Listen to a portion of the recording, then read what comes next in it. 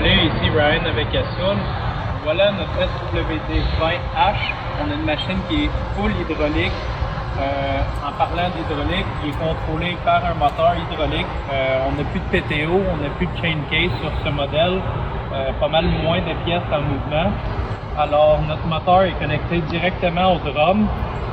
Comme protection pour notre moteur, on a notre relief valve ici. En même temps, comme protection de plus, notre drum est complètement flottant. Comme tu vois, on a un kit de suspension ici et en même temps, il peut être contrôlé avec les cylindres. Derrière le tracteur, quand tu es en mode travail, tu vois super bien ton niveau, tu es capable de t'ajuster. On fonctionne aussi avec un kit de transport. Comme présentement, on le voit, il est sur les deux roues. Ce kit de transport-là nous permet d'être légal dans la route. Présentement, les deux roues sont à terre, nos lumières en arrière. On est complètement en mode transport. Pour aller en mode travail, on fait juste dépiner ici. Et avec l'hydraulique dans le tracteur, vous êtes capable de vous revirer en angle de travail.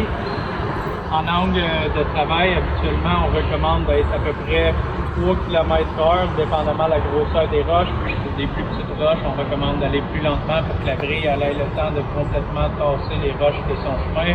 Nos dents sont remplaçables, réversibles, sont faites en RT400, sont tenues par deux boulons de 3/4 par 2 pouces, et sont facilement emblables au besoin.